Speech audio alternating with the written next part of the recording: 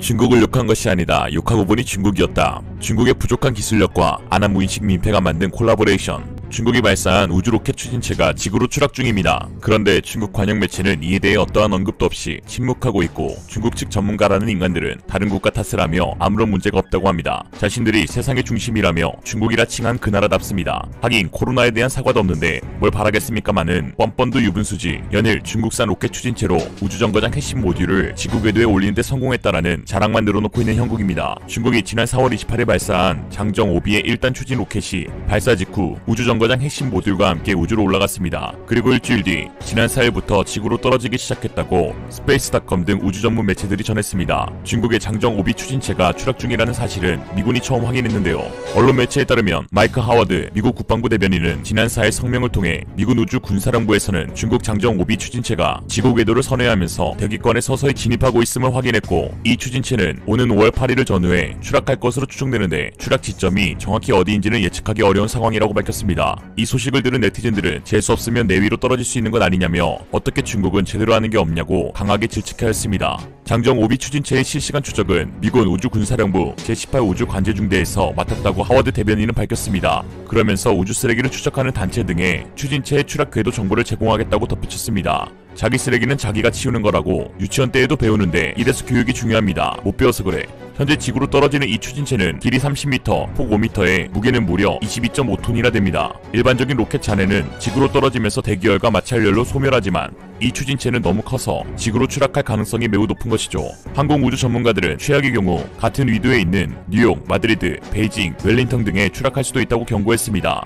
베이징 시진핑 머리 위로 떨어지길 바라봅니다. 중국이 미국에 뒤처질까 우주산업에 힘을 쏟는 거는 뭐 이해라도 하겠는데 할 거면 똑바로 해야지. 별의별 민폐란 민폐는 다 끼칩니다. 그러니 제발 하고 싶은 거 하지마. 그냥 좀 가만히 있으면 좋겠네요. 중국이 우주로 쏘아 올린 대형 물체가 지구로 추락한 것은 한두 번이 아닙니다. 2018년 4월 남태평양의 우주정거장 텐궁 1호가 추락한 적이 있는데요.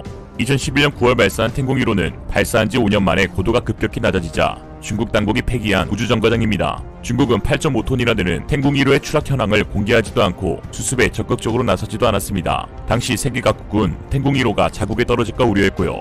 여기 안 나올래야 안 나올 수가 없는 나라. 작년 5월에도 이번 사건과 같은 운반 로켓인 장정 5B의 잔해가 지구로 추락했습니다.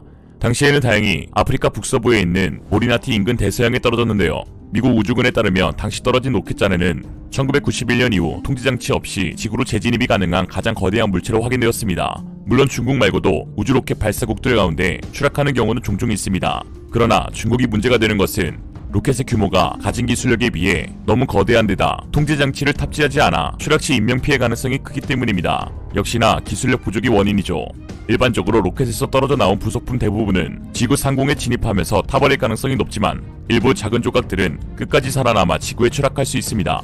잘할 수 있는 게 하나도 없는데 하고 싶은 게 많으며 이꼴나는 거죠. 또 지금까지 몇몇 우주선들은 지구로 재진입하거나 예상치 못한 상황으로 추락하게 될 경우 안전한 위치에 떨어질 수 있도록 조종하는 장치를 탑재하고 있지만 중국의 장정 5B에는 이러한 장비가 없기 때문에 사람이 사는 지역에 떨어져 피해가 발생하기도 하였습니다.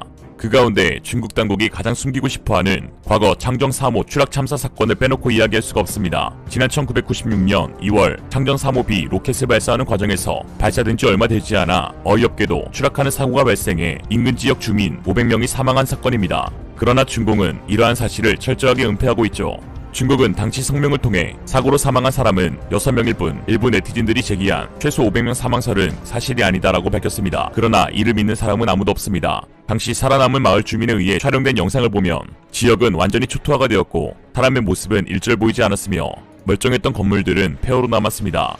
그리고 공안에 의해 외신과 마을 주민 인터뷰는 철저하게 금지되어 정부가 이딴 속을 시켰다는 후문입니다. 이 참사는 중국식 메이드 인 차이나 우주기술의 문제일 뿐만 아니라 주민들을 생각하지 않는 발사대의 기본적인 위치까지 문제였습니다. 로켓이 발사된 시창 우주기지는 주위에 민가가 있는 위치로 심지어 마을 주민들은 로켓이 발사될 때마다 구경하기도 했다 합니다. 상황이 이렇다 보니 로켓이 추락했을 경우 당연히 큰 인명피해를 낼 수밖에 없었던 것이죠. 사망자는 최소 500명으로 추정되지만 중국의 언론 통제로 인해 정확한 인명피해 규모는 알려지지 않았습니다. 이런 상황 속에서 미국은 중국을 강하게 규탄하며 우주 공간에서의 책임 있는 행동을 촉구하고 나섰습니다. 중국이 쏘아올린 큰 로켓에 전세계가 제발 자국만큼은 피해가길 간절히 바라고 있으니 이건 뭐 피해 랜덤박스도 아니고 뭡니까 정말. 미국은 이 파편들을 직접 추적하며 대책을 세우고 있습니다. 똥 싼 사람 따로 있고 치우는 사람 따로 있네요. AP통신에 따르면 젠사키 백악관 대변인은 5일 브리핑에서 중국은 책임있는 우주행동을 취해야 하며 국제사회와 협력하길 바란다고 이번 사태에 대한 무책임함에 강한 목소리를 내었습니다. 이에 대해 중국은 중국했습니다. 중국 대변인들은 이번 추락에 대해 일절 함구하고 있고 산하 전문가들을 부추겨 대응하고 있는데요. 왕야난 항공우주잡지 항공지식 편집장은 대부분 파편은 대기권에 진입하는 동안 타버리고 극히 일부만 떨어질 것이라며 그것도 사람들이 활동하는 곳에서 멀리 떨어진 지역이나 바다에 떨어질 것이라고 말했습니다. 또 다른 군사평론가 송중핑은 로켓 잔해가 지구로 돌아오는 것은 지극히 정상적이라며 적대국들이 중국의 기술이 발전할 때마다 견제하려 사용하는 낡은 전략일 뿐이라고 주장하였습니다.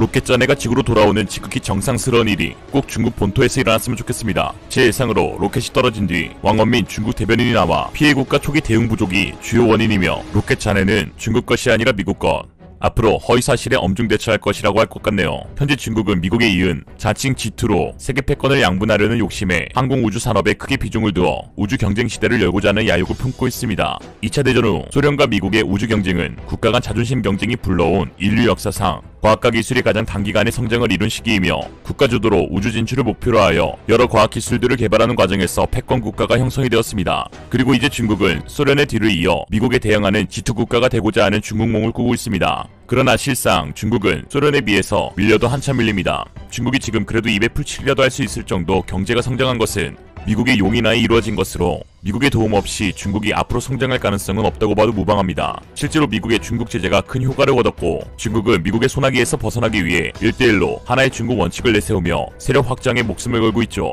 작년 12월 21일 미국 상무부 공식 웹사이트에는 군사와 긴밀한 관계를 유지하고 있는 중국 기업 제재 리스트가 공표되었습니다. 총 58개 중국 회사가 이름을 올렸는데요.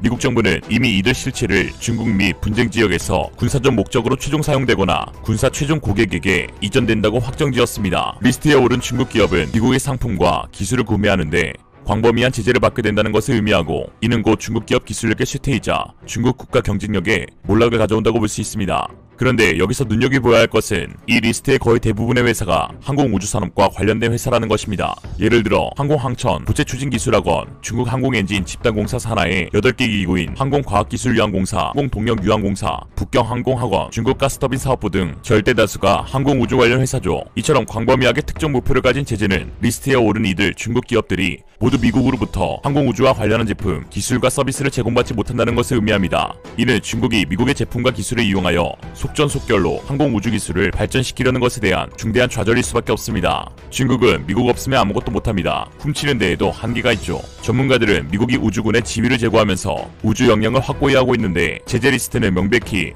중국의 우주 역량 발전을 억제하려는 뜻이라고 분석하였습니다. 미국의 우주 전문가 마리시 피츠제럴드가 미중경제안전검토위원회에서 발표한 보고서에서 중국은 과거 10년간 군사연대화 과정에서 이미 비밀리에 우주를 통제할 청사진을 만들었고 21세기의 글로벌 우주전에서 우세를 장악하고자 시도하고 있다며 중국은 확실히 이미 글로벌 우주전의 최대 위협이 되었다고 미국의 경계를 촉구하였습니다. 작년 12월의 제재는 트럼프 행정부 때의 제재로 아직까지 철회되거나 축소되지 않았습니다. 일각에서는 바이든 행정부로 정권이 교체되면서 대중 제재가 대규모 철회될 가능성에 대한 우려를 표했으나 바이든 행정부는 트럼프의 중국 다루기는 옳았다며 대중국 정책을 그대로 견제할 것을 밝혔습니다. 실제로 지난 4월 9일 바이든 대통령은 중국 슈퍼컴퓨터를 개발하는 업체와 연구기관 등 7곳을 금수 조치에 취하는 등 블랙리스트에 추가하였습니다. 조 바이든 행정부가 출범한 이래 중국 기업에 제재를 가한 것은 이번이 처음으로 미중 기술 갈등이 한층 높아질 전망입니다. 블랙리스트에 추가된 것은 슈퍼컴퓨터 부분에서 세계 순위 1위를 달린 션웨이 타이후즈방을 개발한 국민 슈퍼컴퓨팅 센터와 텐진 피튬 정보기술, 상하이 고성능 지적회로, 디자인 센터, 선웨이 마이크로 일렉트로닉스 등으로 브리핑을 한 미국의 지만 러만도 상무장관은 슈퍼컴퓨터는 핵무기, 로켓 등 첨단 무기 개발에 빠질 수 없는 것이라며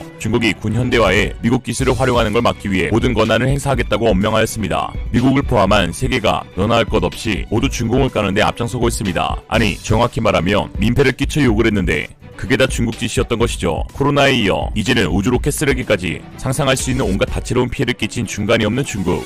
이런 말이 있죠.